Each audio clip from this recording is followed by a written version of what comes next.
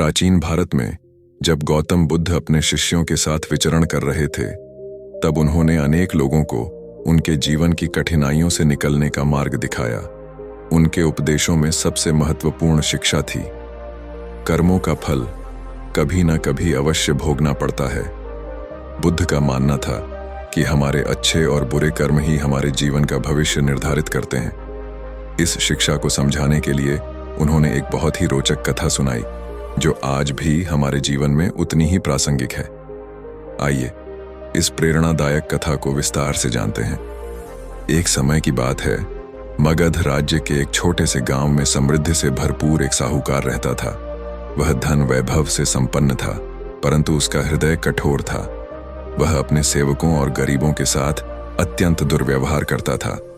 अपने धन के अहंकार में वह कभी किसी की सहायता नहीं करता और हमेशा दूसरों को तुच्छ समझता था। उसी गांव में एक वृद्ध भिक्षु भी रहते थे, जो गौतम बुद्ध के शिष्य थे। वे सरल जीवन जीते थे और हमेशा लोगों को धर्म और कर्म का उपदेश देते थे। एक दिन जब वे भिक्षा मांगने साहूकार के घर पहुंचे, तो साहूकार ने उन्हें अपमानित करते हुए दुत्कार दिया और कहा, तुम लोग केवल दूसरों के टुकड़ों पर निर्भर रहते हो, मेहनत क्यों नहीं करते? भिक्षु मुस्कुराए और बोले, हे साहूकार, जो कुछ भी हम अपने जीवन में करते हैं, उसका फल हमें कभी न कभी अवश्य मिलता है। अच्छे कर्मों का फल सुख और शांति के रूप में मिलता है, और बुरे कर्मों का फल दुख और कष्ट के रूप में। साहूकार ने उनकी बात को हंसी में उड़ा दिया और उन्हें वहां से भगा दिया।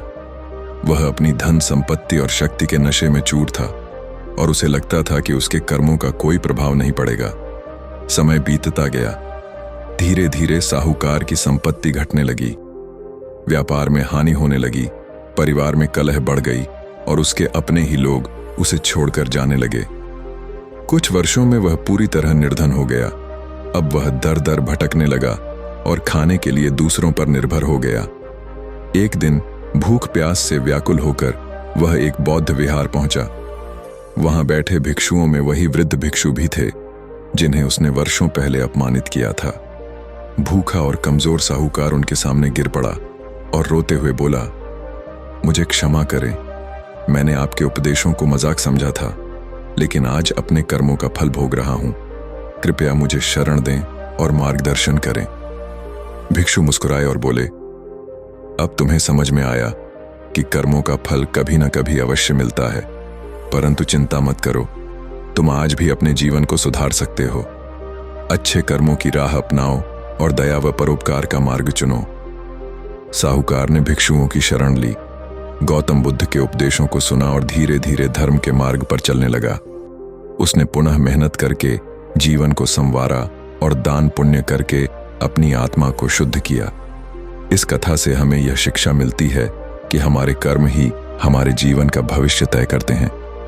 हम चाहे कितने भी बलशाली या धनी क्यों न हों, यदि हम बुरे कर्म करते हैं तो उसका दंड हमें अवश्य भोगना पड़ेगा। इसी प्रकार यदि हम अच्छे कर्म करेंगे तो उसका शुभ परिणाम हमें सुख, शांति और सफलता के रूप में मिलेगा। गौतम बुद्ध ने यह स्पष्ट रूप से बताया कि जीवन में किसी भी स्थिति में हमें अपने कर्मों के प्रति सतर्क रहना चाहिए। इसलिए हमें हमेशा सही मार्ग पर चलना चाहिए, दूसरों के प्रति दयालु रहना चाहिए और सत्य व धर्म का पालन करना चाहिए, क्योंकि जो कुछ हम इस संसार में करते हैं वह लौटकर हमारे पास ही आता है। यह कथा न केवल प्रेरणादायक है, बल्कि हमारे जीवन में भी एक महत्वपूर्ण संदेश देती है कि हमें अपने कर्मों का सदैव ध्यान रखना चाहिए।